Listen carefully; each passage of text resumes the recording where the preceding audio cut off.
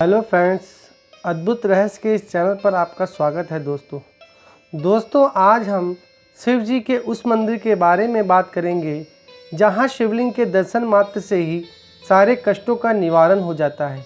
कहा जाता है कि इस शिवलिंग पे चढ़े हुए जल को पीने से सभी रोग सही हो जाते हैं।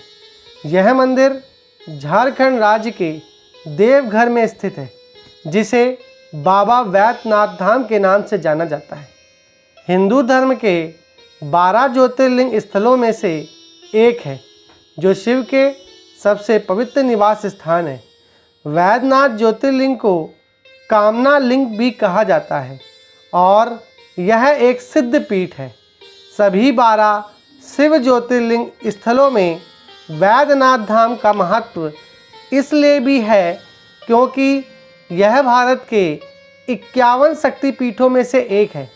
यहाँ माता सती का हृदय गिरा था, इसलिए इसे हृदय पीठ भी कहा जाता है। यहाँ का श्रावणी मेला विश्व विख्यात है। लाखों शिव भक्त श्रावण के महीने में पूजा के लिए सुल्तानगंज से देवघर तक 105 किलोमीटर की दूरी पैदल चलकर गंगा जल लेकर भगवान शिव पर चढ़ाते हैं। देवघर का शाब्दिक अर्थ देवताओं का घर है। इसे वैद्यनाथ धाम या बाबा धाम भी कहा जाता है। मत्स्य पुराण में वैद्यनाथ धाम को आरोग्य वैद्यनाथ के रूप में भी वर्णित किया गया है। पवित्र स्थान जहाँ शक्ति रहती है और लोगों को असाध्य रोगों से मुक्त करने में शिव की सहायता करती है। पौराणिक कथा के अनुसार दशानन रावण भगवान शंकर को प्रसन्न करने के लिए हिमालय पर तप कर रहे थे। एक एक करके अपने सिर काटकर शिवलिंग पर चढ़ा रहे थे। 9 सिर चढ़ाने के बाद जब रावण 10वां सिर काटने वाला था तो शिव जी प्रसन्न होकर प्रकट हो गए। उन्होंने उसके 10 सिर ज्यों के त्यों कर दिए और उससे वरदान मांगने को कहा। रावण ने लंका में जाकर शिवलिंग को स्थापित करने के लिए उन्हें ले जाने की आज्ञा मांगी। शिव जी ने अनुमति तो दे दी, पर इस चेतावनी के साथ दी कि यदि मार्ग में इसे पृथ्वी पर रख देगा तो वह वहीं पर अचल हो जाएगा। भगवान शिव के इस निर्णय से सभी देवता चिंतित हो गए और स्वर्ग में विकट स्थिति उत्पन्न हो गई। ऐसा इसलिए था क्योंकि रावण इसका फ़ायदा उठा सकता था और एक दिन स्वर्ग पर राज कर सकता था। इसलिए सभी देवताओं ने इसका समाधान खोजने के लिए विष्णु के साथ बैठक करने का फैसला किया। बाद में चर्चा में उन्हें रावण को भगवान शिव को ले जाने के लिए रोकने की योजना मिल गई।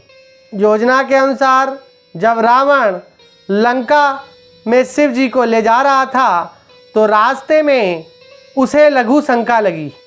उसी समय गुरु विष्णु चरवाहे के वेश में उसके पास पहुंच गए। रावण अपनी लघु शंका को नियंत्रण करने में असमर्थ रहा और उसने चरवाहे को तब तक लिंग धारण करने के लिए कहा जब तक कि वह अपनी लघु शंका पूरी नहीं कर लेता।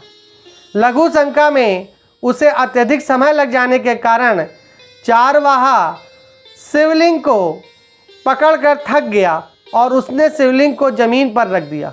लघु शंका निवृत्ति के बाद रावण को हाथ धोने के लिए पानी की जरूरत पड़ी।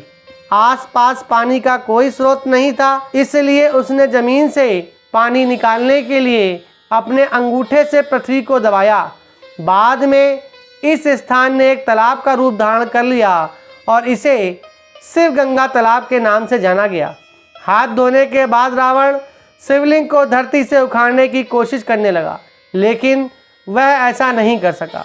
गुस्से में उन्होंने शिवलिंग को धरती के अंदर दबा दिया और इस तरह भगवान शिव के 12 लिंगों में से एक अस्तित्व में आया। इसलिए इसे रावणेश्वर वैद्यनाथ ज्योतिर्लिंग के नाम से भी जाना जाता है। ऐसा माना जाता है कि जो लोग यहाँ पर आकर शिवलिंग पर गंगा जल चढ़ाते हैं उनकी सभी मनोकामनाएं पूर्ण होती हैं। इसलिए इस लिंग को कामना लिंग भी कहा जाता है। कुछ समय पहले तक लोग पृथ्वी में धसे लिंग की पूजा करते थे। जब हाल ही में लिंग को पृथ्वी से बाहर निकाला गया है। यह भारत का एकमात्र स्थान है जहां ज्योतिर्लिंग और शक्तिपीठ एक साथ है। यहाँ माता सती का हृदय गिरा था, इस कारण इसे हृदय पीठ भी कहा जाता है।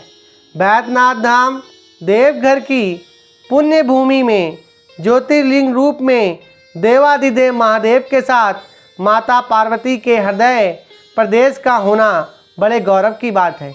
इसे एक दिव्य संगम माना गया है। 12 ज्योतिर्लिंग में यह एकमात्र ज्योतिर्लिंग है जहां शिवरात्रि के अवसर पर रात्रि पहर शिवलिंग पर सिंदूर दान होता है, क्योंकि शिव व शक्ति एक साथ विराजते हैं। बैद्यनाथ धाम मंदिर के गर्भगृह में चंद्रकांत मणि है, जिससे सतत जल स्थापित होकर लिंग पर गिरता है। बैद्यनाथ ज्योतिर्लिंग पर गिरने वाले जल को चरणामृत के रूप में जब लोग ग्रहण करते हैं तब वह किसी भी रोग से मुक्ति दिलाता है। इस मंदिर के प्रांगण के मुख्य प्रवेश द्वार पर एक बहुत ही पुराना कुआं है। अगर आप भी मेरी तरह शिव भक्त हैं तो एक बार इस मंदिर जरूर जाइएगा और कमेंट बॉक्स पर हर हर महादेव लिखना बिल्कुल मत भूलिएगा। बैद्यनाथ धाम आप कैसे पहुँचे? बैद्यनाथ धाम देवघर रेल, सड़क और हवाई मार्ग से देश के अन्य प्रमुख शहरों से अच्छी तरह जुड़ा हुआ है। सबसे निकटतम रेलवे स्टेशन है जसीडीह जंक्शन, देवघर मंदिर से 7 किलोमीटर दूर है। देवघर रेलवे स्टेशन है 3 किलोमीटर लगभग वहाँ से दूरी है देवघर की। बैद्यनाथ धाम रेलवे स्टेशन है जहाँ से 2 किलोमीटर की दूरी है मंदिर की।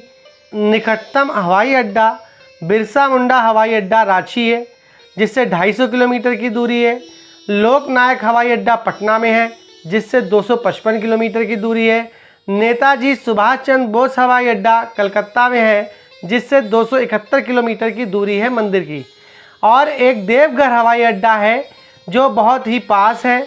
अगर आपको हमारी वीडियो पसंद आती हैं तो चैनल को लाइक, सब्सक्राइब, शेयर ज़रूर करिएगा। धन्यवाद दोस्तों।